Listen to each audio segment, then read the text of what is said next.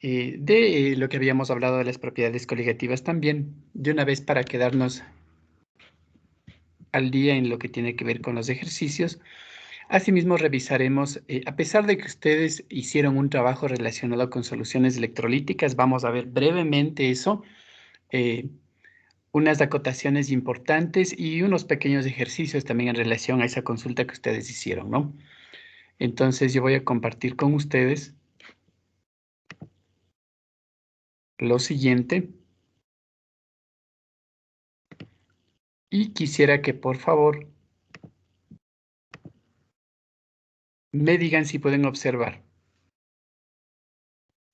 Sí, profe. Bien, entonces déjenme conectar este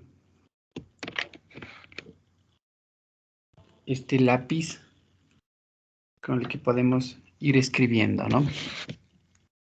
Bien, ustedes tienen el enunciado de un ejercicio. Tienen el enunciado de un ejercicio en la diapositiva y vamos justamente a resolver. Esto está relacionado, como se van a dar cuenta al leer, con lo que habíamos mencionado en algunas clases anteriores respecto a ciertas propiedades coligativas, ¿no es cierto? Cuando revisamos soluciones ideales y soluciones no ideales, ¿no es cierto? El problema dice lo siguiente: 4,50 gramos de una sustancia se disuelven en 125 gramos de tetracloruro de carbono, dando lugar a una elevación de punto de ebullición de 0,65 Kelvin. Calcule A, la disminución del punto de congelación; B, la masa molecular de la sustancia; C, el factor de disminución de la presión de vapor del tetracloruro de carbono. Como dato adicional nos da los valores que están con letras negras. Valores son de tablas, básicamente. KF o K sub F igual a 30 Kelvin por kilogramo mol a la menos 1. Y también nos da un valor de K sub B o KB igual a 4,95 Kelvin kilogramo mol a la menos 1. Bien, primero vamos a ir tomando nosotros los datos que nos da este ejercicio. Yo voy a anotar aquí en la parte superior lo que tiene que ver con los datos. ¿Qué nos da este ejercicio, no? Entonces, miren, vamos a ir entendiendo cada dato. 4,50 gramos de una sustancia se disuelven en 125 de tetracloruro de carbono. ¿Cuál es el soluto y cuál es el disolvente? Les pregunto a ustedes. 4,50, ¿será el soluto o el disolvente? ¿Qué es? El soluto. Es el soluto, ¿no es cierto? Nosotros tenemos entonces una masa de soluto igual a 4,50 gramos. Se disuelven en 125 gramos de tetracloruro de carbono. El tetracloruro de carbono es una sustancia líquida. En este caso, ¿qué es 125 gramos? Disolvente. Es la masa de disolvente, ¿no es cierto? O de solvente, que es lo mismo.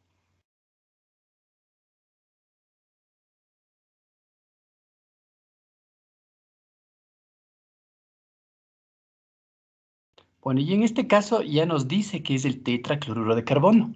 Fíjense que nos dice que 4,50 gramos son de una sustancia, ¿no es cierto? El soluto no conocemos, por tanto. Sí conocemos el disolvente o solvente. Eso debemos tomar en cuenta. Ahora dice, dando lugar a la elevación del punto de ebullición en 0,65 Kelvin. Este dato de 0,65 es elevación del punto de ebullición y la elevación del punto de ebullición se traduce en delta TV, ¿no? Elevación del punto de ebullición es delta TV. Es igual a 0,65 Kelvin. Adicionalmente nos da estos valores, fíjense, KF y KB. Ahora, ¿qué representa KF y qué representa KB? Pues En este caso, como yo tengo estos ejercicios en la última parte de las diapositivas que nosotros vimos, ¿no? Ya algunas clases atrás, KF es básicamente la constante, ¿no es cierto?, de descenso del punto de congelación. Y KB es la constante del aumento del punto de ebullición, ¿no es cierto? KF, recuerdan que la F estaba relacionada con fusión y la V estaba relacionada con ebullición, ¿no es cierto? O con vaporización. Entonces, estas son constantes que vienen de tablas, ¿no? Para las diferentes sustancias.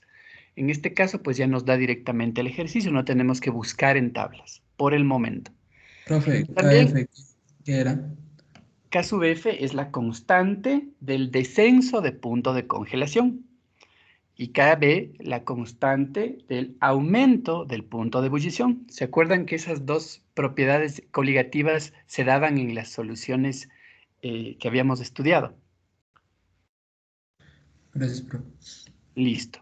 Entonces tenemos esos datos, ¿no es cierto? Pero me pide que calculemos tres cosas. A, la disminución del punto de congelación.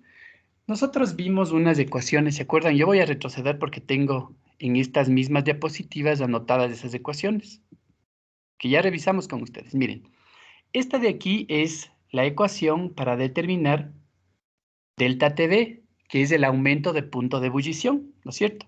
Y anterior a esta vimos también esta de acá. Miren la que voy a encerrar, que es para justamente el descenso del punto de congelación, ¿no? Que es justamente lo que me pide. Entonces yo me voy hacia adelante donde está el ejercicio, ¿no es cierto? Y vamos a recordar esa ecuación que acabamos de ver. Técnicamente para el literal A, me pide que calculemos delta TF. Esto debemos calcular, ¿cierto? Eso pide que calculemos. En el literal B nos pide que calculemos la masa molecular de la sustancia. ¿Cuál es la sustancia que no conocemos? Esta, ¿no es cierto? La que pesa 4,5 gramos. Entonces, lo que nos pide básicamente es el peso molecular de la sustancia, ¿no es cierto? En este caso del soluto. Nosotros estamos poniendo peso molecular como PM, ¿no es cierto? Entonces yo voy a poner de la sustancia en este caso, así, ¿no? Esto también nos pide en el literal B. Y en el literal C nos dice el factor de disminución de la presión, ¿no? Y este factor de disminución de la presión no es más que la relación, esto también lo vimos en diapositivas anteriores, ¿se acuerdan? Nos pide la relación de la disminución de la presión que estaba dada por la presión del disolvente, ¿no es cierto? En una dilución específica sobre P asterisco del mismo disolvente. Esta relación nos pide básicamente, porque ese es el factor de disminución. La presión de vapor, en este caso del disolvente, que es el tetracloruro, esta es a una dilución cualquiera y con el asterisco, ¿se acuerdan que hablábamos del disolvente, en este caso puro, ¿no? Bien, eso es lo que nos pide entonces que calculemos básicamente. Vamos a empezar con el literal A y nosotros conocemos que delta TF es igual, de acuerdo a la fórmula, a menos KF por M, pero esta M yo la voy a hacer un poquito más grande y así como un poquito diferente a las otras M's. Voy a hacerle como un rarito aquí así, ¿ya?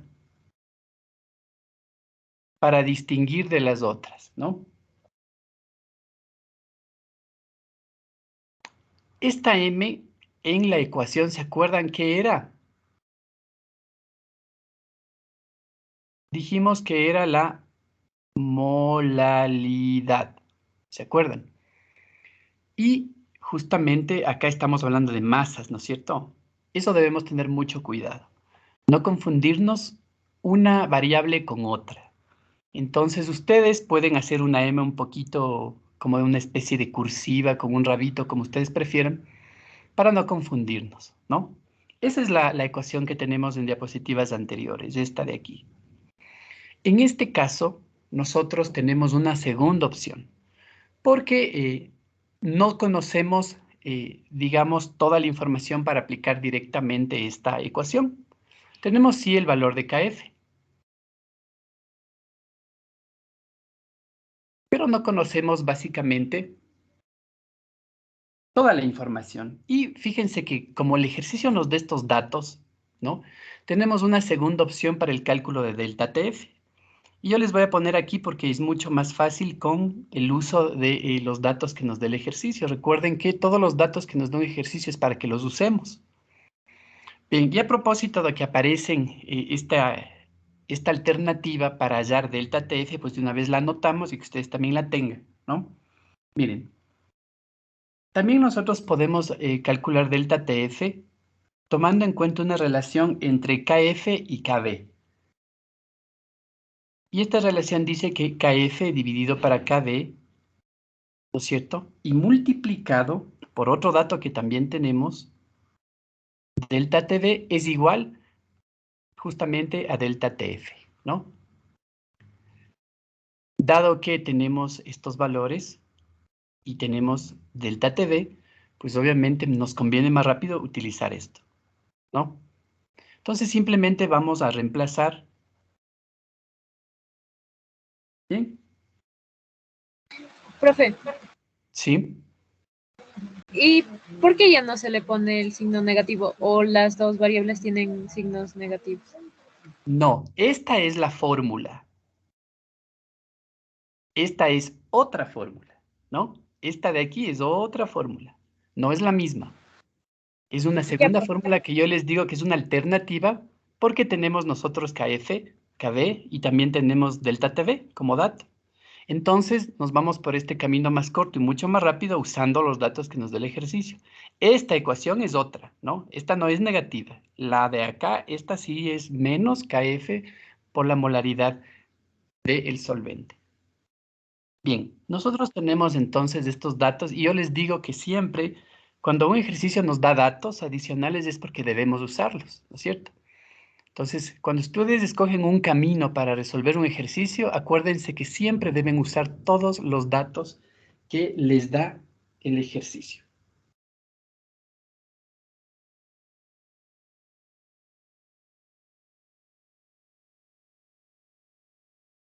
Bien, entonces miren, tenemos el valor de KF que está aquí y sus respectivas unidades. Entonces, ustedes me van a ayudar a mí, ¿no? Yo voy a colocar aquí primero 30 Kelvin por kilogramo por mol a la menos 1 sobre el valor de KB es 4,95 y fíjense, tiene las mismas unidades. Y delta TB vale 0,65 Kelvin. Delta TF es igual a... Entonces, miren, aquí todas las unidades se van con todas las unidades de acá, ¿no es cierto? Solo nos queda dividir y luego multiplicar. ¿Cuánto nos queda? 3.94 De Kelvin. dividir, no. Primero dividir, luego multiplicar. Ya, Por 6,06. 3,94 queda el total ya. 3,94 Kelvin. Ya, entonces primero dice que queda 6,06, ¿no? Entonces Sí, esto debemos multiplicar por 0,65. Y finalmente, ¿cuánto? 3,94. 3,94 o 95, 94. 94 redondeando ya. Bien, ya, 94. Entonces esto, las unidades que nos quedan son Kelvin, ¿no es cierto? Porque estamos hablando de temperatura. Entonces delta TF es igual a 3,4 Kelvin. Bien, esto entonces ya tenemos. Vamos ahora a determinar B, el peso molecular. Bien, para esto nosotros obviamente podemos utilizar la información que nos da el ejercicio, ¿no?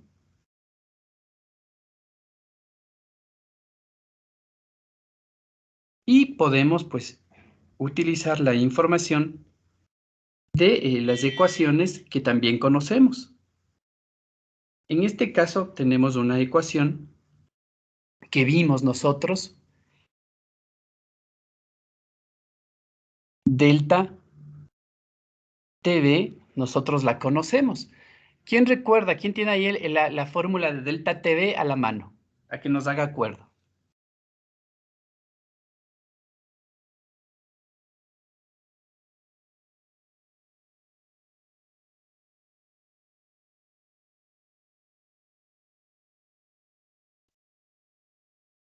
¿Qué dicen? A ver. KB por MB. Eso, KB, aquí le voy a poner así la M, MB, ¿no? Entonces, miren, justo nosotros este delta TV tenemos aquí, ¿no es cierto? Y nosotros podemos utilizar esta ecuación justamente para despejar el peso molecular, que es lo que necesitamos. Ahora, recordemos a qué es igual la molalidad. ¿Quién me dice a qué es igual la molalidad de una solución? ¿Cuál es el concepto de la molalidad?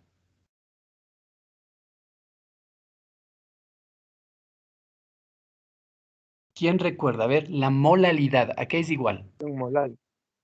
La Sí, concentración molal. eso, concentración Mol. molar o molalidad, ¿a qué es igual? Las moles por masa. la masa en kilogramos. Ya, pero ¿moles de qué? Del soluto, parece que. Eso, moles de soluto. Masa ¿Sobre del qué? disolvente. Masa del Sobre disolvente. es la masa, Masa pero ¿en qué Masa unidades? de Kilogramos. kilogramos. Eso Kilogramos. es kilogramos de Solución. solvente. Disolvente. ¿Solvente o de disolvente? Solvente. Eso, ¿o es de solvente o de disolución? ¿Qué dicen? A ver, recuerden la molalidad. Disolvente. Sí, es del solvente, bro. Es que se parece a la de la molaridad. Listo. Sí, ¿se acuerdan que la otra es de la solución, ¿no es cierto? La molaridad. Bien, en esta entonces nosotros tenemos, miren, involucrado, esto es de M, este M de aquí, es esto de aquí, ¿no es cierto? Ahora, ¿a qué es igual N? ¿Se acuerdan que tenemos una fórmula de N? En este caso del soluto. ¿A qué es igual, a qué será igual N? El número de moles. Tenemos una pequeña fórmula también, a ver. A la masa por el peso, sobre el peso molecular. Eso, la masa en gramos sobre el peso molecular de la sustancia en este caso, ¿no? Que va a estar obviamente en gramos sobre mol. Miren, entonces nosotros tenemos esta N de aquí, que es esto de acá, ¿no es cierto? Entonces directamente nosotros podemos usar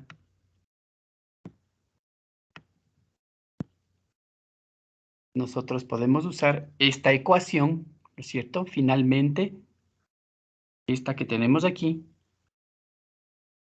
reemplazada aquí, ¿no es cierto? Porque KB ya tenemos y está acá. Delta TV ya tenemos y está aquí, ¿no es cierto?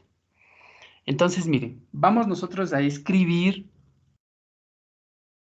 delta TV en términos de esta simplificación o disgregación que hemos hecho de la ecuación de la molalidad, ¿no? Entonces, delta TV es igual a KB que tenemos aquí, ¿no es cierto? Y este KB vamos a multiplicar por, recuerden que N va en el numerador, ¿no es cierto? N es igual a la masa. ¿Cuál es la masa en gramos aquí? ¿Tenemos ese dato? 4.5. Exacto, 4,50. 4,50 gramos, ¿no es cierto? Ah, ya le hice muy grande. Bueno, le voy a poner aquí con una línea diagonal. Sobre, ¿no es cierto? ¿Tenemos o no tenemos el peso molecular? 125 gramos. No, porque no sabemos No, cuál es la sustancia. eso, pero nosotros vamos a ponerle porque finalmente vamos a despejarle, ¿no es cierto? Peso molecular que estará en gramos sobre mol. Y abajo tenemos nosotros, miren, en el denominador, los kilogramos de disolvente. ¿Cuál es el valor? 125. Ya, pero ¿en qué unidades está? 125 gramos, hay que pasarla a kilogramos. Eso, en kilogramos, ¿cuánto será? Dividido para 1000, ¿no es cierto? 0,125. 125. 0,125. Ya tengo kilogramos, ¿no es cierto? Bien. Entonces ahora, recuerden que este está sobre la unidad, ¿no es cierto? Para poder hacer extremos y medios en lo que yo tengo en delta TV es igual a KB. ¿Qué nos queda en el numerador haciendo extremos y medios en lo que tengo aquí, en el paréntesis? Profe, tendríamos también, pero que ponerle los 4,50 en kilogramos para poder eliminar las unidades, ¿o no? Ya, vamos a ver si necesitamos. Vamos a ver si necesitamos. Vamos a dejarle tal cual a ver si necesitamos o no hacer esa transformación. A ver, primero hagamos extremos y medios aquí. ¿Qué nos queda? 4,50 gramos quedan sobre moles. peso molecular de la sustancia que multiplica a 0,125 4,50. kilogramos. Solo 4,50 queda en el numerador, ¿no es cierto? Sí, Y en el denominador, ¿qué nos queda? Peso molecular de la sustancia por 0,125 kilogramos. Eso nos queda, ¿no es cierto? Ahora sí. Fíjense que todo esto se está multiplicando, ¿no es cierto? Como son todos multiplicaciones, no hay problema. Aquí todo el numerador se multiplica y todo el denominador igual nos queda abajo multiplicándose. Quiero despejar peso molecular. ¿Cómo nos quedaría entonces despejando peso molecular?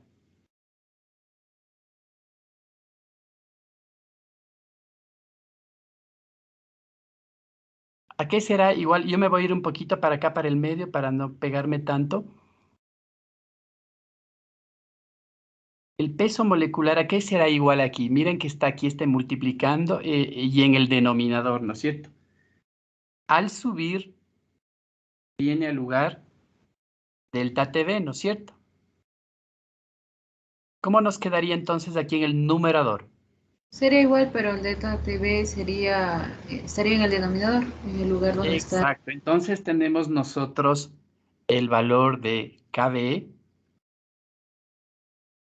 que multiplica a 450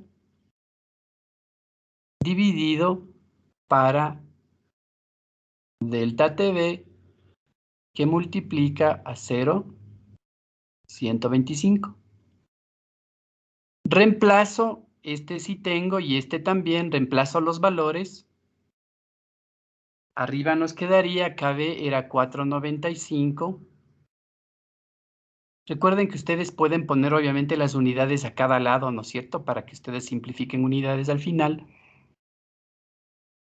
Por 4,50, delta TV era 0,65, 0,125. ¿Necesitamos o no necesitamos hacer la transformación? ¿Qué dicen?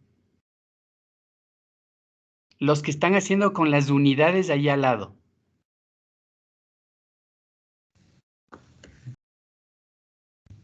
Sí, profe, para... no, porque ya se nos No, porque eliminaría eso es con los kilogramos del KB. Exacto, ¿no es cierto? En este caso no necesitamos transformar este valor, ¿no es cierto? De gramos, no necesitamos transformar a kilogramos, porque KB ya tiene kilogramos y los otros kilogramos que estaban abajo en el denominador ya se van, ¿no es cierto? Fíjense que en KB, kilogramo y Kelvin están en el numerador. Perfectamente se irían con el valor de acá de kilogramo, ¿no es cierto? Bien, nos va a dar finalmente en gramos sobre mol. Hagamos esta multiplicación y también la división, por favor. ¿Cuánto nos quedará de peso molecular?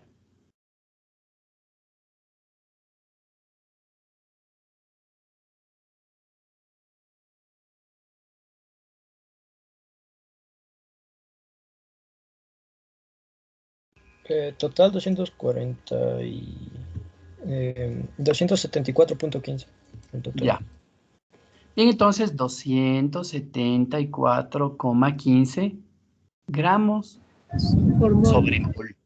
Esa sería el peso molecular de nuestra sustancia, ¿no? De la que mencionamos en el ejercicio desde el principio. Bien, por cuestiones de espacio yo voy a pasar a la siguiente diapositiva. Acordaránse del dato de peso molecular. Y vamos al literal C. El literal C dijimos que nos solicita justamente la relación, ¿no? El factor de disminución de la presión de vapor del tetracloruro de carbono. Esto proviene de la ley que ya mencionamos, ¿no es cierto? ¿Se acuerdan que estudiamos la ley de Raoult, ¿no? Y en esta ley de Raoult nosotros vimos una relación que decía así.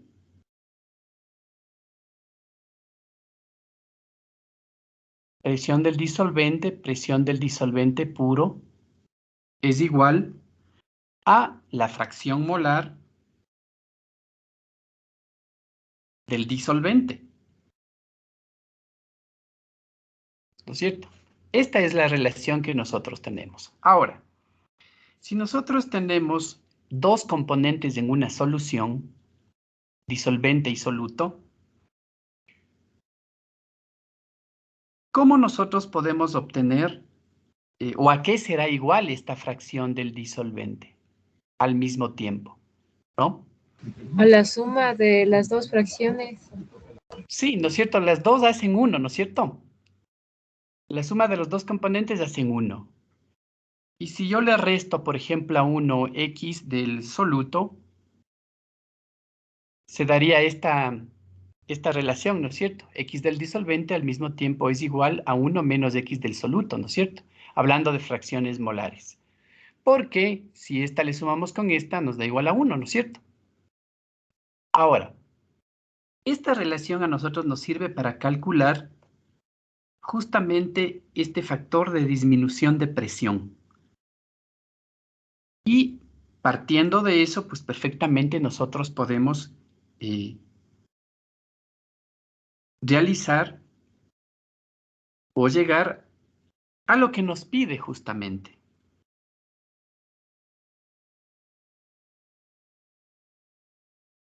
Y nosotros, utilizando esa relación, podemos básicamente pues llegar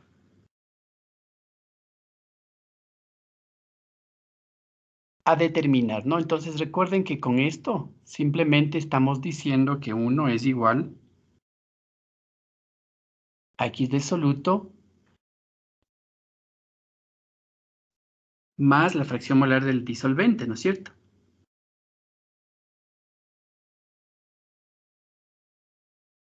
Ahora, para nosotros saber o para poder continuar nosotros con esta relación,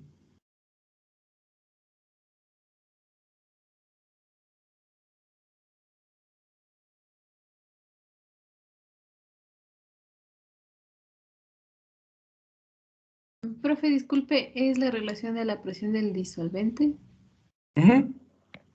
sobre el disolvente puro. Ah, ya. Gracias. Es el mismo disolvente sobre el disolvente puro con el asterisco, ¿no? Bien, esa relación también ya vimos en diapositivas anteriores. Y nosotros a través de esto podemos llegar a relacionar.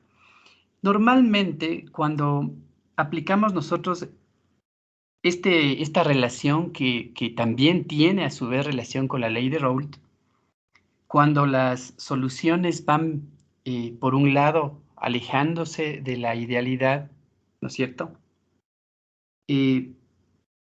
Lo que a nosotros más nos interesa es usar relación no solamente con fracción molar, sino también con las moles, ¿no?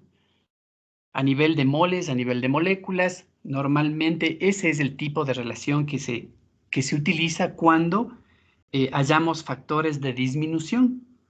En este caso nosotros tenemos esta ecuación general, digamos así, esta igualación, esta ecuación o esta igualdad, que de alguna manera nos lleva o nos da una pauta de lo que podemos nosotros hacer para determinar este factor, ¿no?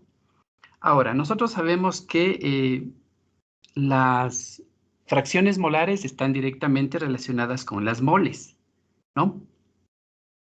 Asimismo, nosotros tenemos, partiendo de la misma ley de Raoult, una relación que nos dice lo siguiente. Esto, a su vez, es igual a 1 menos las moles de soluto sobre las moles de soluto más las moles del disolvente. Y esto quisiera que ustedes recuerden porque nos puede servir para más resoluciones, ¿no? Y todo esto parte de o se basa, digamos así, de lo que nos dice fundamentalmente la ley de Raoult. Y estamos hablando de los componentes de una disolución. Esto finalmente nos puede ayudar de una manera directa porque los datos que nos da el ejercicio de alguna manera ya tenemos. ¿Se acuerdan cuál era la masa del disolvente? Perdón, la masa del soluto. 4,50 gramos. ¿Ya? ¿Cuál era el peso molecular que hallamos del soluto? 274,15 gramos por mol. También tenemos nosotros la masa de disolvente. ¿Cuánto era? ¿Se acuerdan? 125 gramos. ¿Y cuál era el peso molecular de disolvente? ¿Podemos calcular? 153,82. Eso, vamos a ver, este es el tetracloruro de carbono, ¿no es cierto? Tenemos un carbono que pesa 12 y tenemos 4 cloros que pesan 35,45 más o menos, ¿no es cierto? Entonces, esto es lo que necesitamos aquí. Y eso sí se puede calcular, ¿no es cierto? O directamente ven en el internet. ¿Cuánto era? El peso molecular.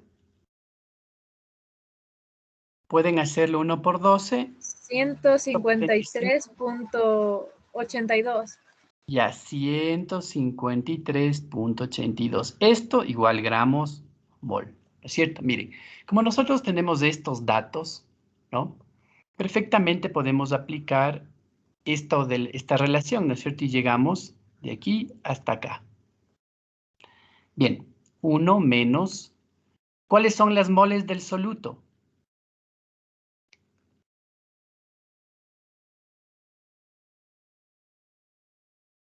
Eso es lo que vamos a usar acá. N de soluto es igual a la masa del soluto que dijimos que era 4,50 gramos sobre el peso molecular del soluto es igual a 274,15 gramos mol. Aquí tenemos lo mismo, 4,50 gramos sobre 274,15 gramos mol. Yo voy a poner así en el denominador menos las moles del disolvente, que es igual a la masa, en este caso era 125 gramos, y el peso molecular, el que acaban de calcular, 153,82 gramos mol. Miren, vamos a hacer primero esta relación del numerador. ¿Cuánto nos queda?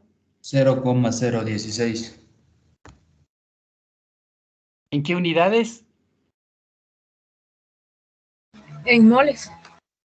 Eso, nos van a quedar. Verificarán, ¿no? Extremo, extremo, seguiría gramos. Sí, gramos, mol, gramos, sería los gramos y nos queda mol.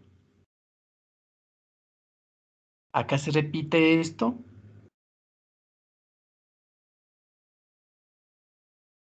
Menos este segundo término del denominador. ¿A cuánto es igual?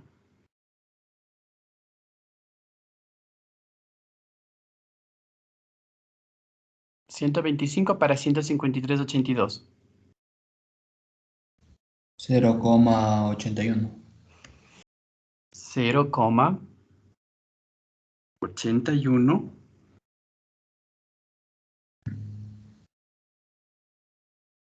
Ahora, la resta del denominador.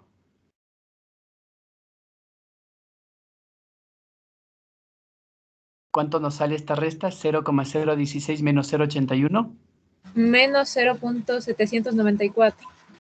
Perdón. Aquí es una suma, ¿no? Aquí es una suma, perdón. Aquí he puesto menos de gana, miren, es una suma, ¿no? Ya me parecía que de dónde salió un negativo. Sumamos, por favor, 0,016 más, esto estamos en el denominador, ¿no? Esta de acá sí es resta. 0.826. Listo, ahora sí dividimos y ese resultado, 1 menos el resultado, ¿no?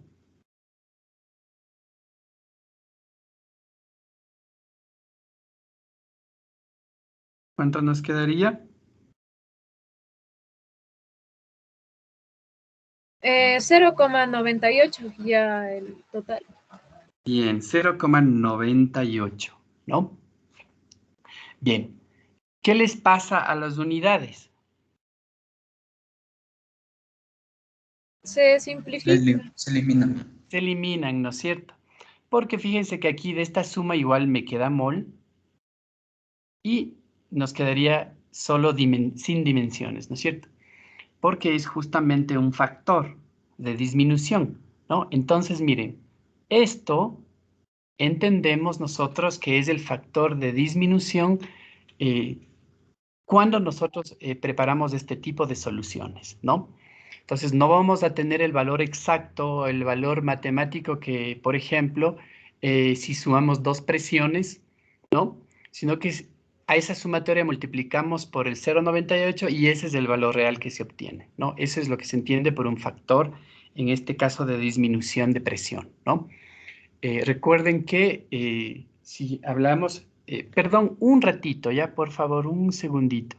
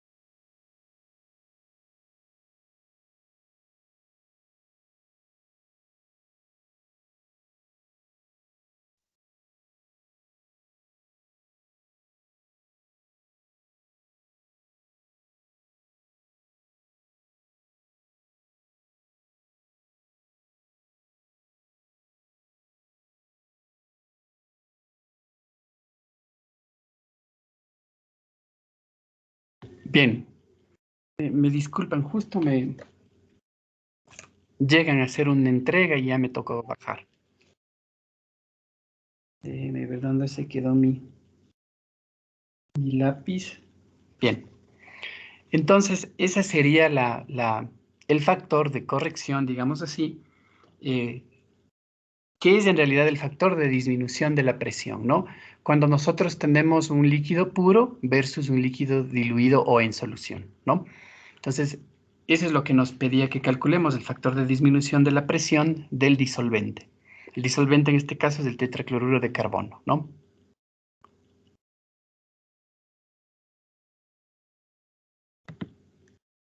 Bien. Ustedes pueden visualizar en este momento un ejercicio que está relacionado con la presión osmótica.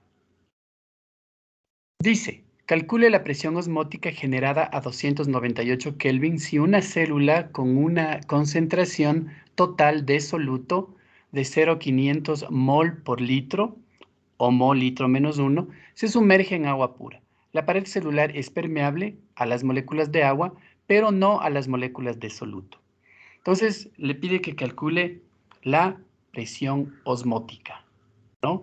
Y se acuerdan que vimos asimismo esta relación que era igual a la fórmula de los gases ideales, ¿se acuerdan? Que lo único que variaba era, pues, en vez de tener presión, la de la ecuación, tenemos la presión osmótica, nada más, y que se representaba por el símbolo pi. En este caso, más que el símbolo pi, es la letra griega pi, porque si fuera el símbolo pi, asumiríamos el valor de la constante de pi, ¿no es cierto? Entonces no tendríamos incógnita. En este caso, y bueno, la gran mayoría de autores definen a la presión osmótica como pi, podríamos tener otra forma de representarla, pero pues en los libros normalmente se le representa así, ¿no? Entonces, asimismo, no confundirse porque este pi es la letra griega, más no, bueno, en el pi matemático también, pero es una constante, en este caso es una incógnita, ¿no? Entonces nos pide que calculemos la presión osmótica, ¿no? Y nos dice que tenemos una temperatura de 298 Kelvin, ¿no es cierto? Y también tenemos nosotros que en esta constante, bueno, también nos da como dato una concentración, ¿no es cierto? Nos dice que tiene una concentración total de miren las unidades de la concentración. ¿Qué tipo de concentración es? Molar. Mol por Exacto, litro. es la molaridad la que tenemos, ¿no es cierto? Entonces, miren, la molaridad normalmente se le representa con la M mayúscula. La molaridad en este caso es igual a 0,500 moles por litro, ¿no es cierto? Ahora, y ese es por cada litro, ¿no es cierto? Nosotros aquí debemos entender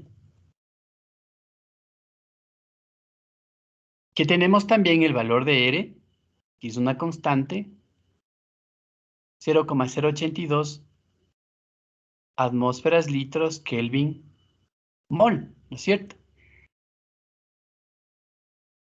¿Qué otro dato tenemos? Tenemos temperatura, tenemos R. De acuerdo a la concentración molar, ¿tenemos N, sí o no?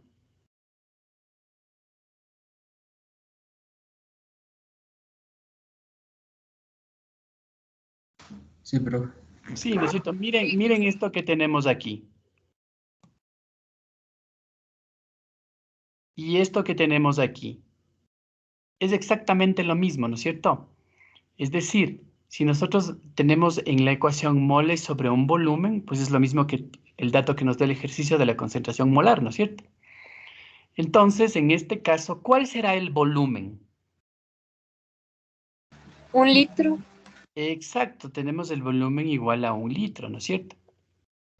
Bien, entonces vamos a aplicar la ecuación de pi, que es igual a n del soluto por R por T y sobre V, volumen. ¿Cuántas moles tenemos? ¿Cuál es el valor de n? Eso tenemos que calcular. Ah, pero creo que quedaría lo mismo que M. Es esto, ¿no es cierto? Porque son 0,500 moles del soluto por cada litro. Eso es lo que dice el concepto de molaridad, ¿no es cierto? Moles de soluto sobre litros de solución.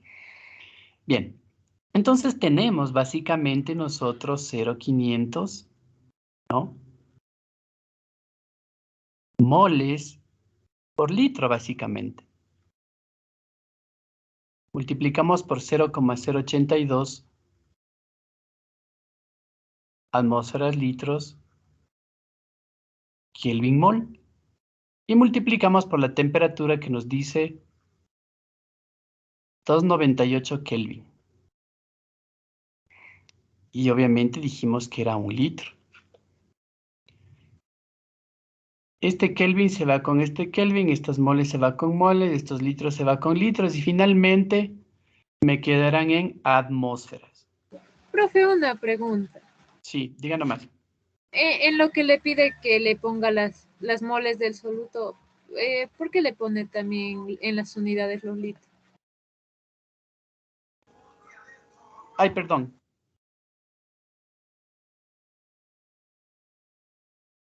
Aquí me dice. Sí, Inge. Sí, cuando Eso ya los como... reemplazamos en la Perdón, fórmula. sí, perdón. Sí, yo le puse como molaridad. Es solo moles, ¿no es cierto? Está bien, está bien. Ahí no va el litro, ¿no es cierto? Sí, profe, ahí Este es sí el que ya se se elimina. simplifica. Ay, sí, porque si no nos quedaba sobrando 1 litro, ¿no es cierto? Bien. Aquí obviamente es solo moles de soluto, ¿no? Entonces no molaridad. Moles de soluto, por eso son solo moles. Está bien la observación, ¿no? Bien. Entonces multiplico 0,500 por 0,082 por 298.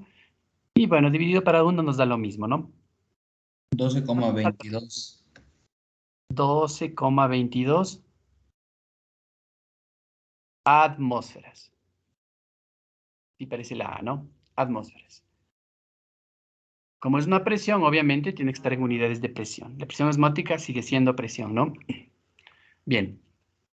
Tenemos entonces, en este caso, la presión osmótica. Normalmente, obviamente, si tenemos la concentración, como en este caso, molar, directamente e implícitamente tenemos tanto moles de soluto como volumen, ¿no es cierto? Porque nos da una concentración molar en este caso como dato. Si tuviéramos una concentración, una forma de expresión de concentración diferente a la molaridad, obviamente nosotros deberíamos, a partir de la concentración, calcular moles de soluto. En este caso no necesitamos porque la concentración nos ayudó bastante. Directamente nos da tanto volumen como moles de soluto o gramos de, sí, moles de soluto. Y no necesitamos hacer ese cálculo, salvo que nos dé la concentración de soluto, por ejemplo, en unidades de molaridad, de concentración, perdón, diferentes a la molaridad, ¿no? Entonces, simplemente eso es lo que debemos tomar en cuenta. Bien.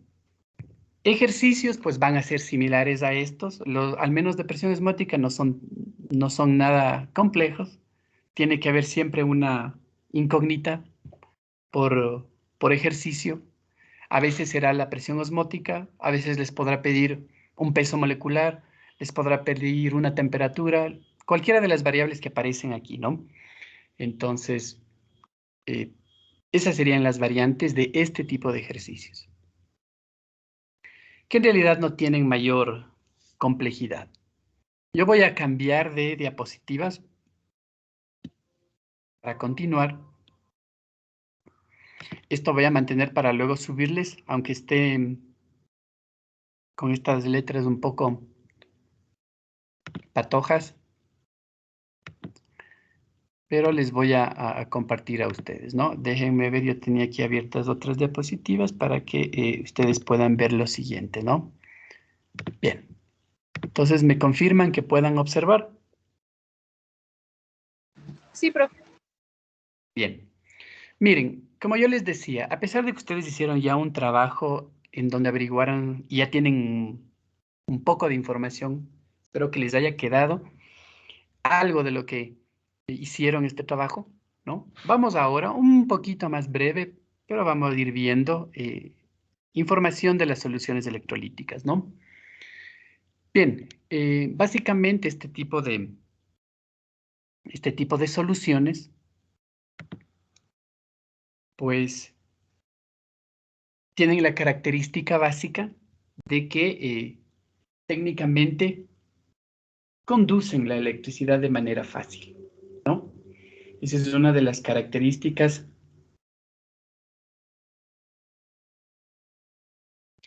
de este tipo de soluciones, ¿no? Y están conformadas básicamente por lo que conocemos químicamente como electrolitos. ¿Y cuáles son las sustancias que son electrolitos? Pues justamente las sustancias que al diluirse o al formar una solución se ionizan, es decir, van a separarse en sus iones. Por ejemplo, aquí está lo que se les había pedido a ustedes, ¿no? Se les dijo que pongan unos 5 ejemplos. Y tenemos aquí sales que forman soluciones que son bastante conocidas como electrolitos, ¿no? Existen obviamente electrolitos fuertes, electrolitos débiles, soluciones electrolíticas tienen múltiples aplicaciones, ¿no?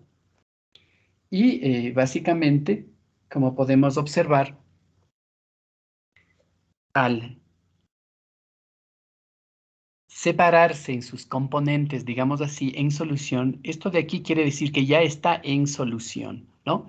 Normalmente esto más agua es lo que nos da esto, ¿no? Entonces se separan en sus componentes positivo, negativo, positivo, negativo, positivo, negativo, ¿no? Entonces, estando de forma iónica es que conducen, por ejemplo, la electricidad, ¿no? Y sus características dependen justamente de este grado de ionización que logran.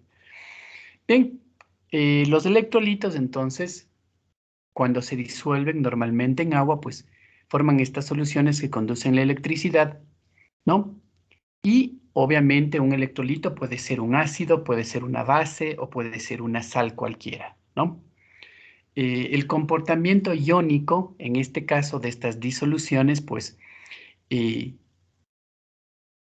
engloba una serie de características en realidad.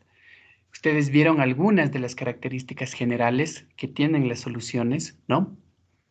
Pero, como dijimos, lo más representativo es la conducción de la electricidad. Verán, en algún ejemplo, pues alguien puso que el agua era una solución electrolítica, ¿no? Y aquí hay una pequeña confusión en realidad.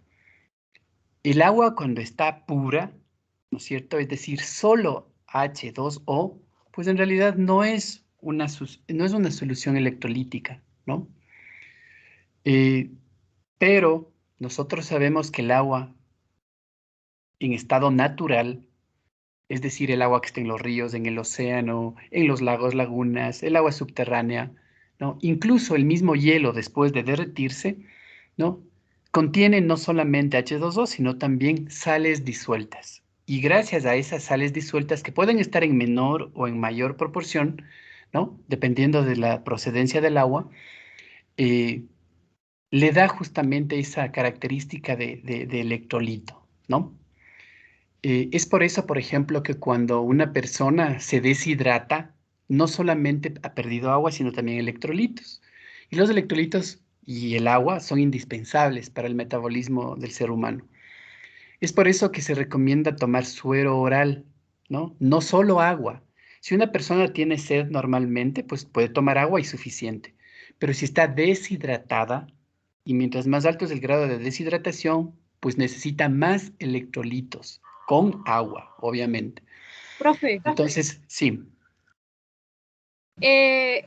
no me acuerdo bien, pero una vez creo que un profesor nos mencionó que el agua así pura no se puede tomar. No, en realidad, si usted tiene, digamos, la certeza de que el proceso de purificación del agua fue efectivo, pues no hay ningún problema. Por ejemplo, usted puede tomar agua destilada, ¿ya? No hay ningún problema, pero si hubo un buen proceso de destilación, si el equipo está en buen estado, no vaya a estar lleno de impurezas, entonces obviamente usted se estaría contaminando con las impurezas. Si el proceso de destilación de agua, por ejemplo, ha sido bueno, y usted sabe que no hubo contaminación del agua con otra cosa, pues usted puede tomar perfectamente. Ahora, hay que tener mucho cuidado, por ejemplo, porque a veces los estudiantes preguntan que hay un agua destilada que venden para poner en los vehículos, ¿no? Pero esa agua, para las baterías, pero esa agua no solo es destilada, sino también es acidulada, ¿no? Justamente para que sirva para la batería, tiene ácido sulfúrico normalmente diluido, mezclado con el agua destilada, para que sirva como electrolito en la batería, ¿no? En la batería que llevan los vehículos. Entonces, si el agua es solo destilada y está limpia, usted puede tomar, no hay ningún problema. De hecho, usted estaría ingiriendo solo H2O, ¿no? Y justamente las aguas de botella, algunas, no sé si ustedes se han fijado en las etiquetas que traen, hay algunas aguas que les dicen que son puras y 100% libres de sales.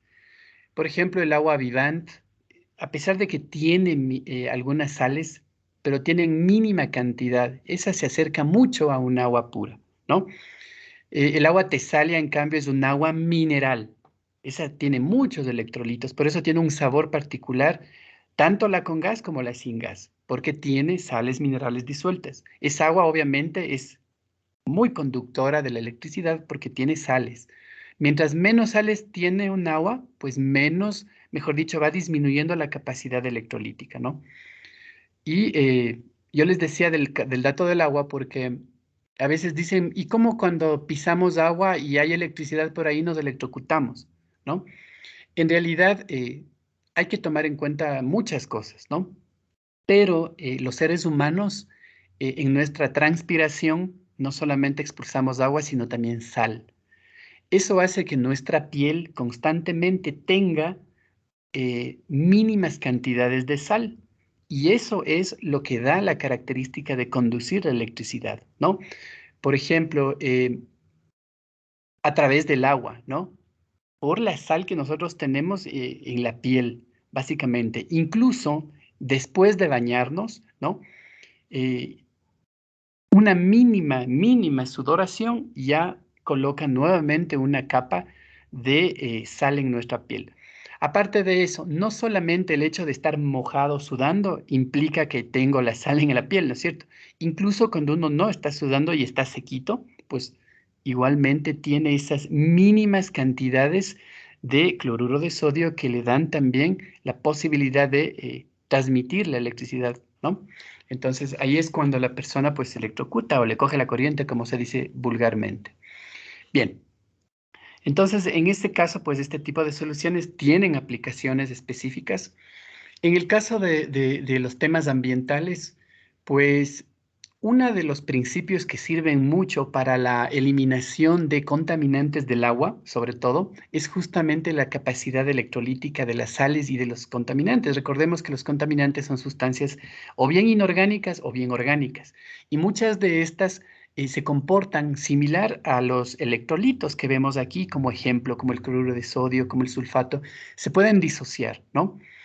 Entonces, aprovechando esa carga iónica de las sustancias, por ejemplo, contaminantes, pueden hacerse procesos para eliminar esa contaminación del agua. Y lo mismo pasa en el suelo, lo mismo pasa incluso en los gases, ¿no? Los famosos catalizadores que captan ciertos gases en los escapes de las motos, de los automóviles, de algunas chimeneas incluso, pues tienen ese principio, ¿no? Utilizan la electrostática para captar ciertas partículas cargadas. Entonces tiene muchas aplicaciones. Cuando hablamos de electrolitos, de ley tenemos que recordar algunas leyes que tienen que ver con la transmisión de la electricidad, ¿no? Entonces aquí viene justamente la famosísima ley de Ohm, que seguramente ustedes desde el colegio la estudiaron. Esta ley establece que la diferencia de potencial, que en este caso la denominamos V, en un conductor es igual a la intensidad de corriente que fluye por ese mismo conductor multiplicada por la resistencia R, ¿no? Entonces, fíjense, aquí tenemos pues la famosa ley de Ohm que también sirve para algunas cosas relacionadas con transmisión de electricidad. Estas variables que seguramente en física ustedes estudiaron, pues cumplen o están relacionadas con los materiales también, ¿no? Aquí nos habla de un conductor. ¿Quiénes conducen la electricidad? Ciertos materiales y también el agua, en este caso, que contiene sales disueltas, ¿no? Y aplica de la misma manera que en un conductor sólido, por ejemplo. Los metales, ¿no? Seguramente ustedes habrán experimentado la conducción, ¿no? Y les habrán dicho a ustedes, pues, algunas cosas, habrán hecho algunos cálculos también incluso, donde, pues, se definen diferencia de potencial, intensidad de corriente, resistencia, etcétera, ¿no? En las unidades de SI, la intensidad se expresa normalmente en amperios, la diferencia de potencial en voltios, ¿no? Y la resistencia en ohmios, ¿no? Entonces, eso es algo que de alguna manera, pues, también deben recordar. La resistencia, ¿no es cierto? Pues es justamente la oposición a ese paso de la corriente por un material, ¿no? Así de simple. Y obviamente la resistencia está relacionada con la longitud, ¿no? Y también tiene que ver con el área, ¿no? Del conductor o del cuerpo o de la sustancia que conduce, ¿no? Mientras más larga, pues es un cable, por ejemplo, pues hay mayor resistencia, ¿no? Porque la electricidad, que es el flujo de los electrones, tiene que vencer o tiene que tener la suficiente fuerza para atravesar esa distancia tan larga desde un punto a otro, ¿no? Entonces, digamos que es como cuando nosotros em, colocamos una manguera, ¿no? En las llaves para regar el jardín, por ejemplo. Entonces, si usted abre apenas las llaves de paso, pues va a caer poquísima agua, ¿no? Y mientras menos potencia tenga, pues menos agua pues va a trasladarse por la tubería o por la manguera, ¿no? Si usted abre más, pues ese flujo va a llegar hasta el otro lado. Pero si esa manguera es muy larga, pues por más que usted abra todas las llaves, seguramente va a llegar un momento en el que la fuerza no va a ser necesaria y ni siquiera después de mucho tiempo va a llegar, ¿no? Hablo de una manguera súper larga, ¿no es cierto? Y con la misma potencia de la llave de agua que tenemos nosotros en casa, por ejemplo. Entonces, lo mismo sucede con la electricidad. En este caso, pues, tenemos la famosa resistencia que tiene esta ecuación que observamos aquí, que relaciona la longitud y el área de la sección transversal del medio por donde está circulando o trasladándose, ¿no es cierto? Entonces aquí también aparecen justamente algunas variables, como por ejemplo esta sigma, que es la resistencia específica o resistividad, ¿no? Que depende básicamente de los materiales.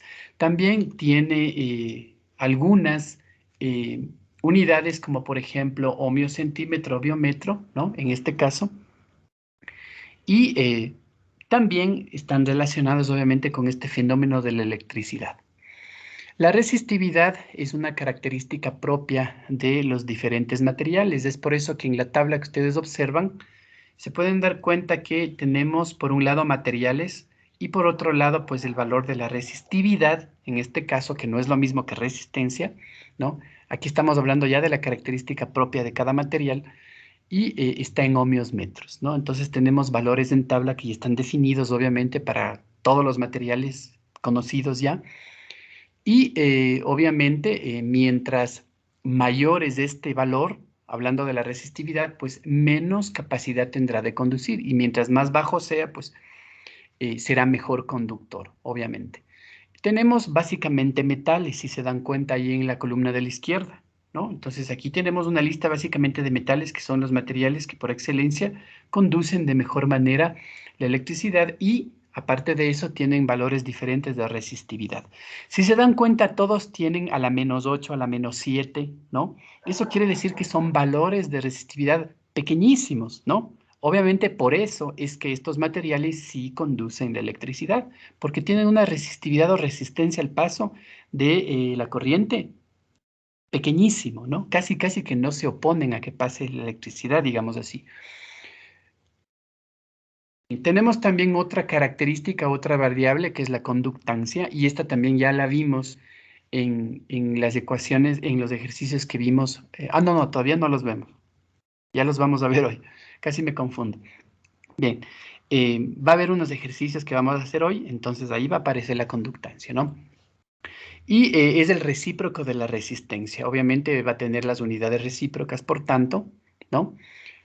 Ustedes tienen aquí las diferentes formas, las igualdades que pueden ser equivalentes a la conductancia, ¿no? En este caso, el valor de K es la conductancia específica o conductividad y es igual a 1 sobre sigma que habíamos visto acá, ¿no es cierto? Y en la parte baja. Y se expresa normalmente la conductancia en Siemens, que son unidades de asimismo que se adoptan en este caso, ¿no? Asimismo, nosotros podemos decir que en el caso de las celdas de conductancia, ¿no? Que son dispositivos provistos de electrodos, normalmente de platino, ¿no? Y están bañados, digamos, con una solución, pues son celdas, digamos así, experimentales en donde justamente se puede evidenciar el comportamiento de las diferentes variables involucradas en los fenómenos de transmisión eléctrica, ¿no? Por ejemplo, nosotros podemos tener a partir de la construcción o el diagrama de una celda, podemos tener lo que se conoce como constante de celda, que es la relación básicamente entre longitudes y áreas de los conductores, ¿no? Bien. Nosotros, por ejemplo, en las soluciones electrolíticas podemos medir conductancia, ¿no? En lugar de resistencia. La resistencia normalmente se mide en los materiales sólidos. El equivalente de la resistencia, digamos así, en una solución, que es lo que estamos nosotros haciendo referencia, soluciones electrolíticas, pues se habla más bien de conductancia, ¿no? En vez de resistencia. Lo que sí sucede, en cambio, hablar de resistencia es en los materiales sólidos, ¿no? Entonces, podemos hacer esas mismas mediciones que se hacen en los sólidos, en un alambre, por ejemplo, o en una barra metálica, en las soluciones electrolíticas, ¿no? Obviamente con sus pequeñas diferencias. Nosotros tenemos un ejemplo donde vamos a aplicar justamente lo que se ha mencionado, ¿no? Y algunas de las ecuaciones estas sencillas que han aparecido. Por ejemplo, en el caso del ejercicio 1 dice, si la conductancia de una solución electrolítica de cloruro de potasio es 0,689 ohmios a la menos 1, determinar la conductancia específica si la constante de la celda es 0,255 centímetros a la menos 1. ¿Está? Entonces nos dan una serie de datos y nos pide que determinemos la conductancia específica, ¿no? Entonces, como en todos los casos, vamos a tomar en cuenta los datos que tenemos y tenemos básicamente nosotros que la conductancia, ¿no es cierto? Que se representa con la letra C, en este caso de esa solución electrolítica de cloruro de potasio, ¿no? Entonces tenemos nosotros una solución de KCl, ¿no? La conductancia entonces es 0,689 ohmios a la menos 1. Nos pide que determinemos la conductancia específica que nosotros habíamos dicho que es igual a K, ¿no es cierto? Asimismo, nos da como dato ese 0,255 que nos dice que es la constante de la celda. La constante de la celda es igual a la relación de L sobre A. Eso es lo que vale en este caso 0,255 centímetros a la menos 1, ¿no? Bien, ahora, ¿cuál era la ecuación que involucraba o que nos indicaba la conductancia? Miren, nosotros aquí tenemos pues fácilmente, ¿no es cierto?, que C, por ejemplo, es igual a 1 sobre R, C es igual a 1 sobre A sobre phi L, C, perdón, es igual a K por A sobre L, ¿no? Entonces yo creo que, miren,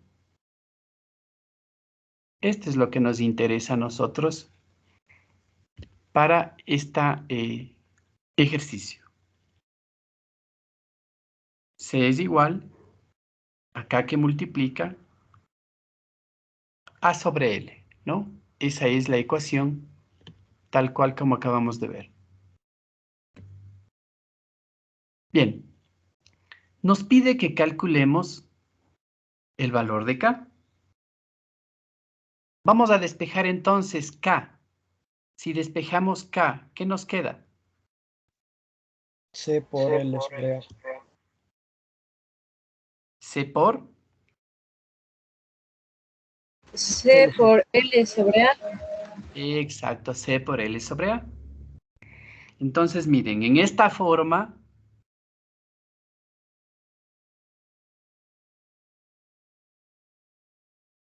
ya tenemos básicamente la constante de celda, ¿no es cierto? Y el valor de la conductancia que ya tenemos.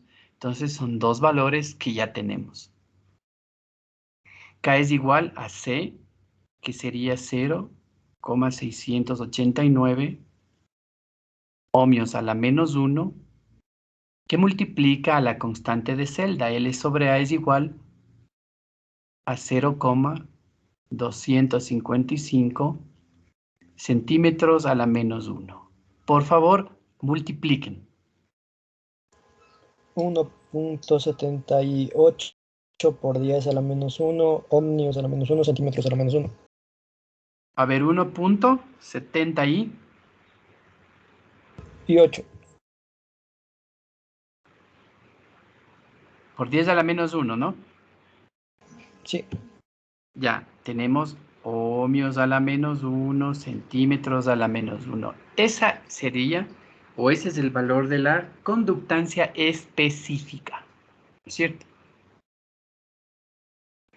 Y empieza de nuevo a llover por acá. Profe, a mí me dio 0.176. Sí, está a la menos 1 es lo mismo, ¿no? Sí, solo decía por el decimal, porque redondeando me dio Ah, ¿ya 76. está redondeado el suyo? Sí, Bueno, entonces ahí tienen que ver por ahí, alguien no ocupó tal vez un decimal. Aquí se utilizaron los 0,689 y 0,255 completos. porque es 0.255, ¿verdad? Ajá, Ya. 0,255. Miren, De 1.78, sí está bien hecho. ya, entonces, bueno, Sí, sí.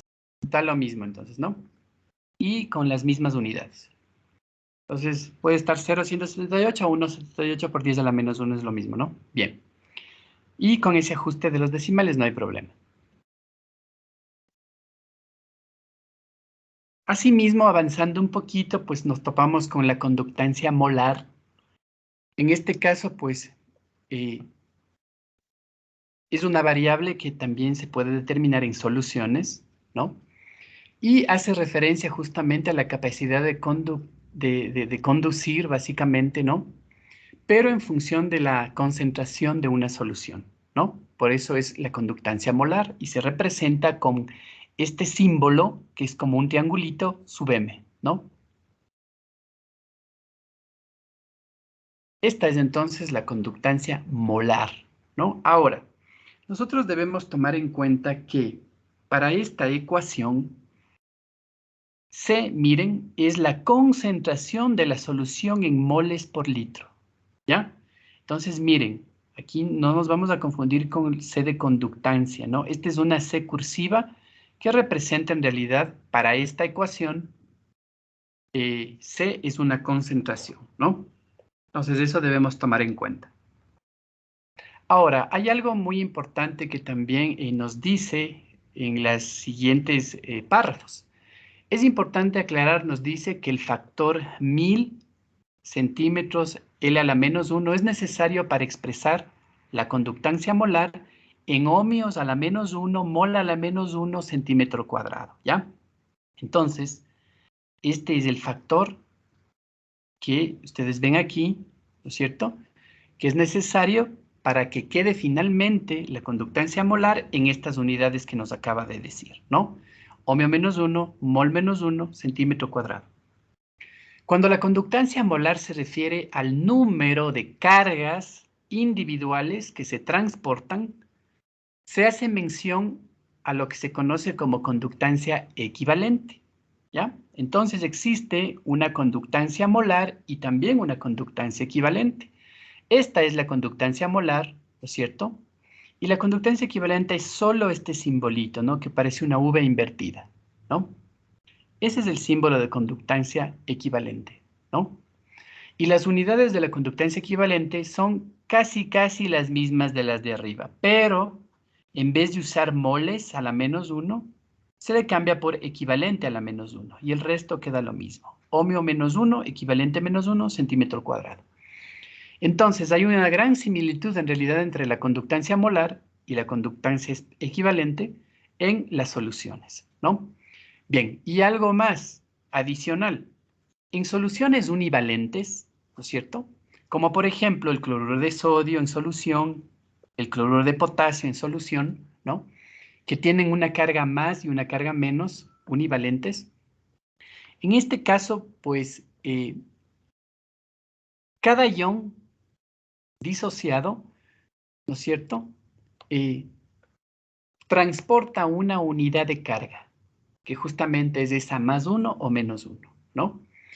Y en este caso, para soluciones univalentes o monovalentes, la conductancia equivalente es igual a la conductancia molar, ¿ya? Es decir, para soluciones univalentes como el KCl, como el NaCl, tenemos que la conductancia molar es igual a la conductancia equivalente, ¿ya? Solo para soluciones monovalentes. Si tenemos soluciones divalentes, como este caso, miren, el sulfato de cobre, ¿no?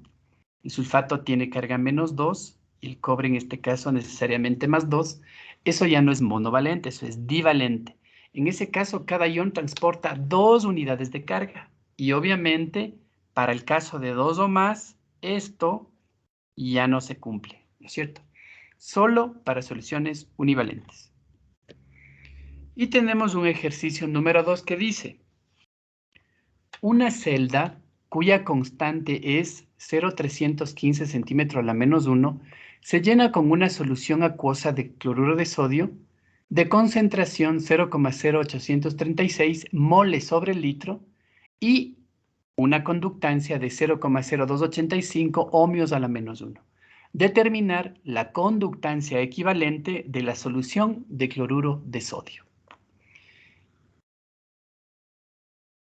Como nos dice que es una solución de cloruro de sodio, en este caso, ¿es monovalente, sí o no? O univalente, que es lo mismo, ¿no? ¿Qué dicen? ¿Es univalente? Profe, ¿cuál era el significado de esa palabra? Univalente, miren, que tiene una carga, ¿no? Que tiene una carga positiva y negativa, ¿no? Como la del cloruro de potasio, ¿no? Esas son soluciones univalentes porque transportan a la vez solo una carga, ¿no?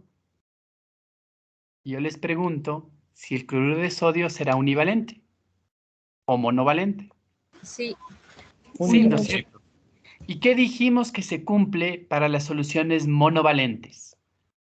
¿Qué pasa con la conductividad, la conductancia molar, perdón, y la conductancia específica? ¿Qué dijimos? Para estas soluciones monovalentes, ¿qué pasaba con la conductancia molar y con la conductancia específica? ¿Qué pasaba?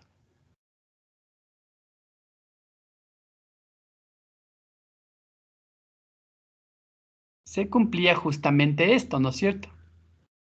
Para soluciones como el cloruro de sodio, la conductancia molar es igual a la conductancia específica, ¿no es cierto? Porque son soluciones, en este caso, monovalentes o univalentes.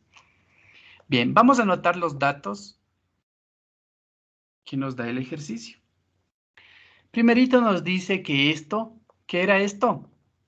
El valor de 0,315 centímetro menos 1, ¿qué era?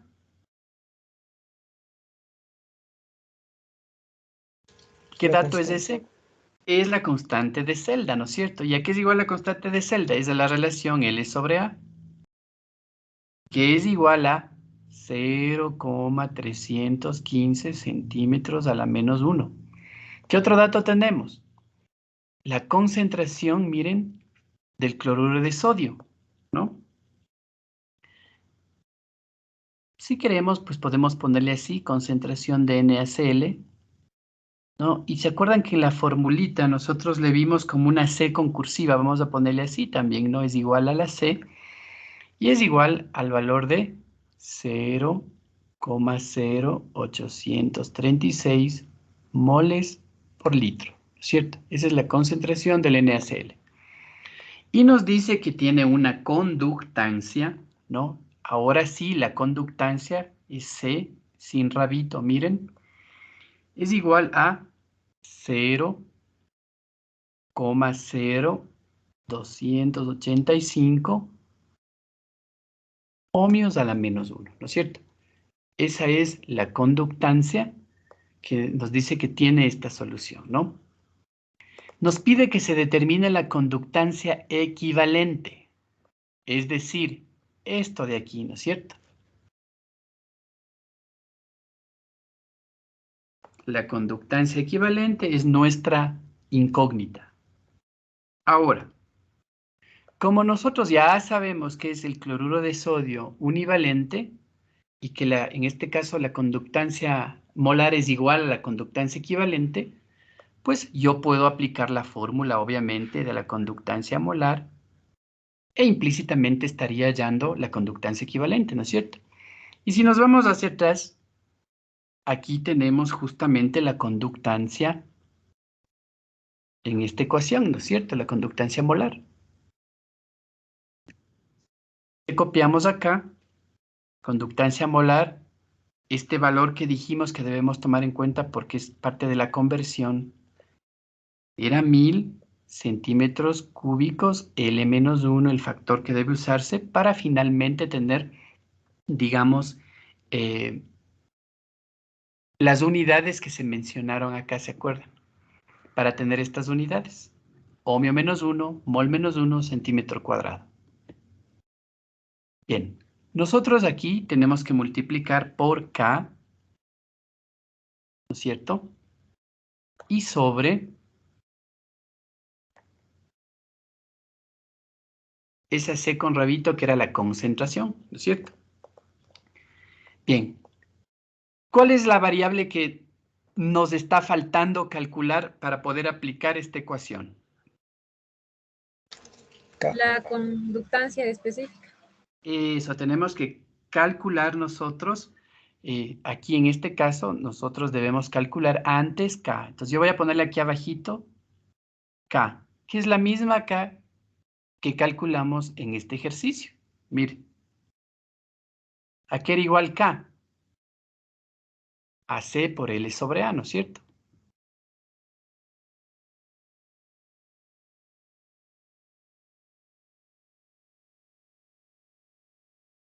Y justamente el ejercicio me da el dato de L sobre A y también me dio el valor de conductancia, mire.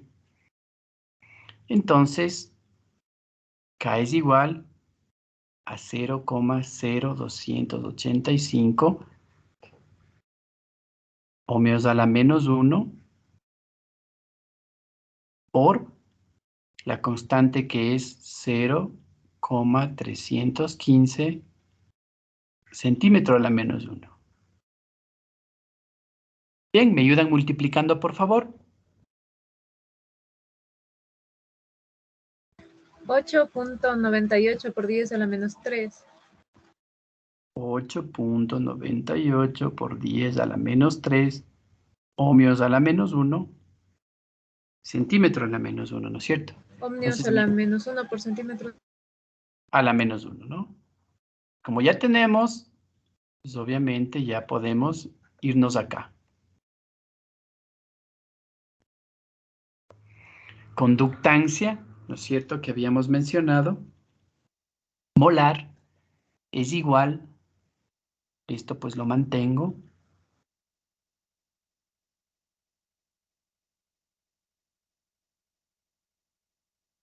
El valor de K que acabamos de calcular, 8,98 por 10 a la menos 3, ohmios a la menos 1, centímetro a la menos 1, y sobre el valor de la concentración, que es igual a 0,0836 moles por litro, ¿no es cierto? Bien.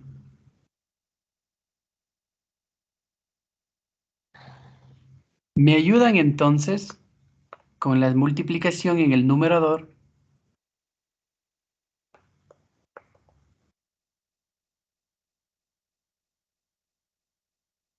Da 8,98. Ese es el total. En el numerador.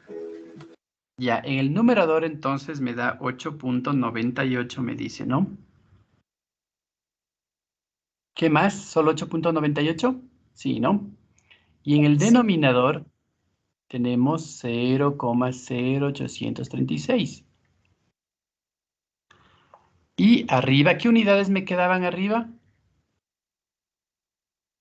Fíjense que entre este centímetro, como está arriba, si baja, se puede simplificar con Centímetro este, ¿no es cierto? cuadrado por ohmio a la menos 1. Eso, centímetro cuadrado me va a quedar aquí, ¿no? Bien. Y finalmente, la división, ¿cuánto me queda? 107,42. ¿Ya? ¿Cuáles son las unidades que dijimos que debían quedarnos? ¿Se acuerdan? Miren. Ohmio a la menos 1, mol a la menos 1, centímetro cuadrado.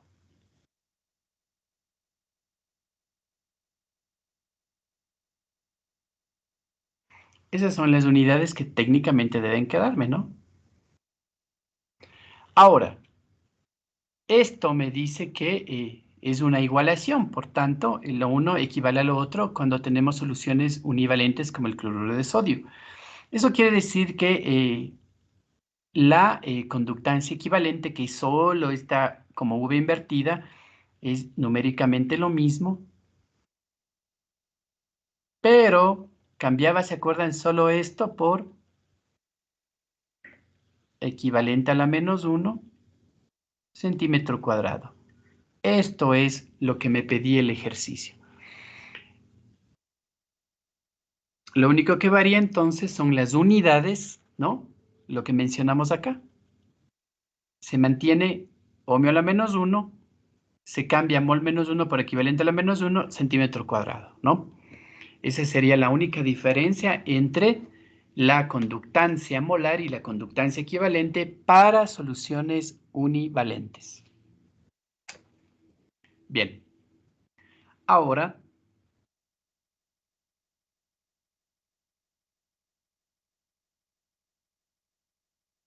finalmente, el grado de disociación, ¿no?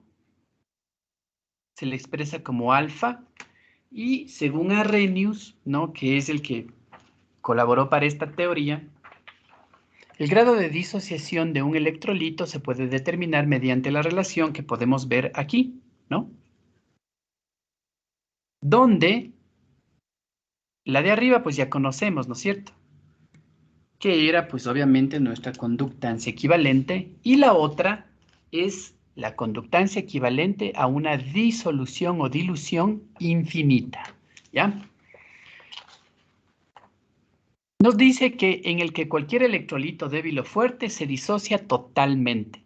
Entonces, la conductancia equivalente a una concentración específica, ¿no? Era justamente esta como V invertida, y V invertida sub 0, pues, es nuestra conductancia equivalente a dilución infinita, ¿ya? La ley de Oswald nos dice que existe una relación, ¿no? Con la constante de disociación que se le escribe como K sub A de un ácido con la concentración y también con la conductancia. Entonces existe esa relación, ¿no? Constante de disociación con concentración y conductancia. Y esta relación se expresa justamente con esta última ecuación que aparece aquí abajo. K sub A, en este caso K sub A es la constante de disociación, es igual a C por la conductancia equivalente elevado al cuadrado sobre conductancia equivalente a dilución infinita que multiplica a conductancia a dilución infinita menos conductancia equivalente. Esta ecuación entonces nos sirve justamente para calcular la constante de disociación. Seguimos en las soluciones electrolíticas, ¿no es cierto? Y la aplicación justamente de esa última ecuación en este ejercicio. Determinar la constante de disociación del ácido clorhídrico de concentración 0,10 mol por litro y conductancia equivalente de 5.2 ohmios a la menos 1 equivalente a la menos 1 centímetro cuadrado. La conductancia equivalente a una dilución infinita medida a 298 Kelvin de una disolución acuosa de ácido clorhídrico es 426.16 ohmios a la menos 1 equivalente a la menos 1 centímetro cuadrado. Entonces, determinar la constante, nos dice, de disociación para el ácido clorhídrico en este caso. Tenemos entonces como datos que nos pide obviamente de primera Ka, que es la constante de disociación en este caso para el ácido clorhídrico. Tenemos también el valor de la concentración de ese ácido, ¿no? Y esto a su vez es la L, ¿no? ¿Se acuerdan que le pusimos como una C con un rabito? Y esto es igual a 0.10 moles por litro. ¿Cuál otro dato nos da el ejercicio? Tenemos el dato de la conductancia, ¿no es cierto? Aquí nos dice equivalente, que es igual a 5.2 ohmios a la menos 1, equivalente a la menos 1, centímetro cuadrado, ¿no? También nos dice que la conductancia, ¿no? Equivalente a dilución infinita es que a esta temperatura, ¿no? A 298. Para el ácido clorhídrico, para la misma sustancia que estamos hablando, pues es 426.16 ohmios a la menos 1, equivalente a la menos 1, centímetro cuadrado, ¿no? Entonces, obviamente, fíjense que tenemos las mismas unidades, ¿no? Bien, aplicamos la ecuación que tenemos aquí en la parte baja y nos dice que K sub A es igual a la concentración que multiplica a la conductancia equivalente elevada al cuadrado sobre la misma conductancia equivalente a dilución infinita que multiplica a la misma conductancia de dilución infinita menos la conductancia equivalente nada más. Eso es lo que debemos aplicar. Y obviamente nosotros tenemos todos los datos, ¿no es cierto? Porque la concentración tenemos 0,10 moles por litro. Esto vamos a multiplicar por el valor de la conductancia equivalente, que es igual a 5.2 ohmios a la menos 1, equivalente a la menos 1, centímetro cuadrado. Y esto al cuadrado, ¿no es cierto? Y abajo tenemos, obviamente, el valor de la conductancia equivalente infinita o a dilución infinita, que es 426.16 ohmios a la menos 1, equivalente a la menos 1, centímetro cuadrado a la menos 1, Nuevamente repito, la misma conductancia equivalente a dilución infinita. Menos 1, equivalente a la menos 1, centímetro cuadrado. Y esto menos 5.2 ohmia a la menos 1, equivalente a la menos 1 centímetro cuadrado. Y acá le cierro, ¿no?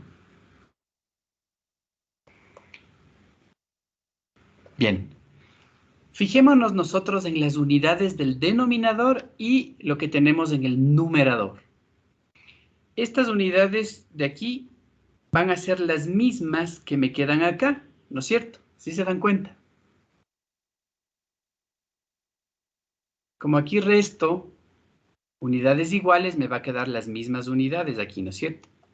En el paréntesis del denominador, en el segundo paréntesis. En el primer paréntesis tengo estas mismas unidades, ¿no es cierto? ¿Qué pasa en el momento de multiplicar el denominador con las unidades? Se les eleva al cuadrado. Unidades al cuadrado. Claro, me quedan elevadas al cuadrado, ¿no es cierto? Y como son las mismas del numerador, yo podría de una vez, ¿no es cierto?, cancelarles de esta manera, ¿no? Pero fíjense que estoy solo simplificando. No nos olvidemos que este valor debemos elevar al cuadrado, ¿no es cierto?, en el momento de la operación. Entonces, eleven al cuadrado 5,2, multipliquen por 0,10, ¿cuánto me sale? En el numerador primero. 2.74.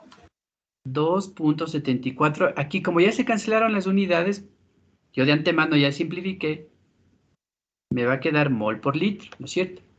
Ahora, en el denominador, primero el paréntesis de la derecha, primero hacer la resta del paréntesis. 426,16 menos 5.2. ¿Cuánto me queda? Y obviamente eso multiplicar por el 426,16 nuevamente. ¿Cuánto me queda en el denominador?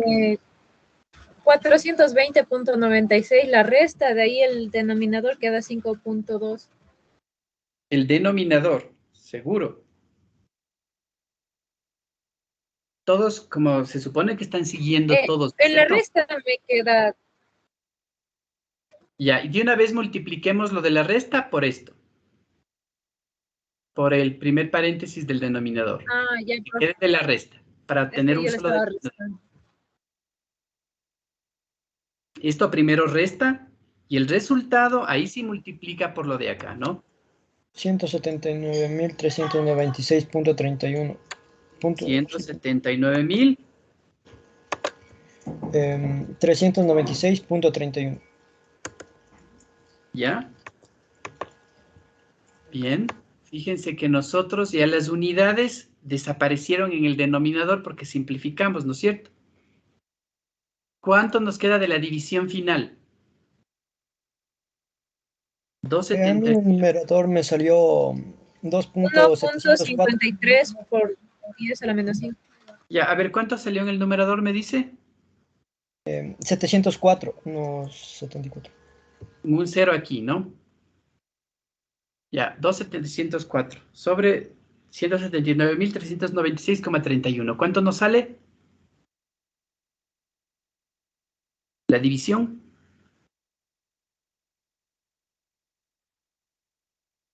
Ayúdenme con ese último dato, por favor. Profe, disculpe, es 0.10 por 5.2, ¿verdad? Ajá. 0.10 por 5.2. Pero a mí me sale 0.52.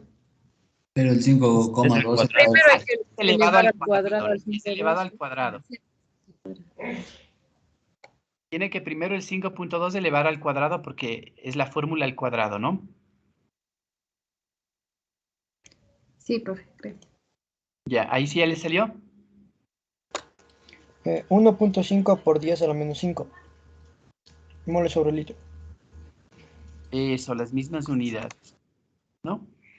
Bien, entonces miren, esta es la constante de disociación. Eso quiere decir la constante de separación, digamos así, de el HCl. La disociación quiere decir H más Cl.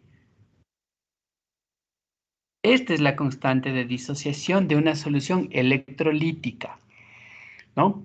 Y para, obviamente, el ácido clorhídrico a esa concentración y con esas otras variables involucradas, pues es este valor de Ka, ¿no?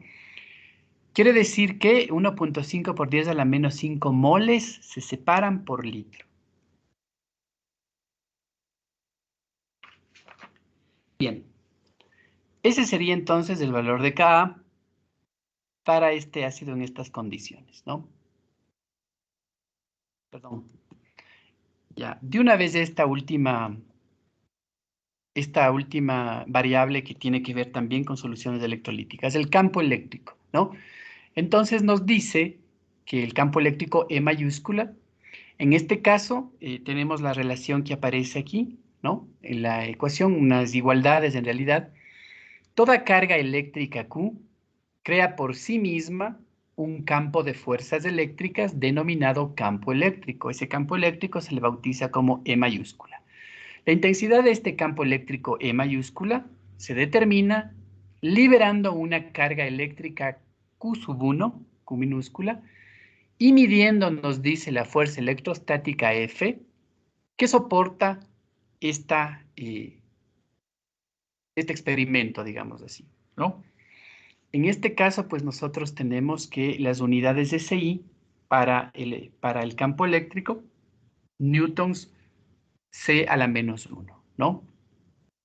Normalmente, pues, tiene que ver con coulombs. Si el medio es diferente al vacío, ¿no es cierto? Se debe introducir, nos dice el factor de reducción del campo, 1 sobre epsilon. En este caso, pues, debe tomarse en cuenta el medio, ¿no? Para nosotros, pues, el medio será, para las soluciones electrolíticas, será el agua, básicamente. Bien. Esa entonces es lo que tiene que ver con la ecuación de campo eléctrico, que es igual a F sobre Q1. Y también, pues, las otras igualdades también, ¿no? Bien, hasta aquí nos vamos a quedar para ya no extendernos demasiado. No se van a saturar y ya mismo se acaba también el tiempo. Voy a mantener todas las rayas que hemos hecho, pues, para poderles compartir a ustedes, ¿no? Bien, no sé si tienen alguna novedad, alguna pregunta, alguna duda en lo que hemos mencionado el día de hoy.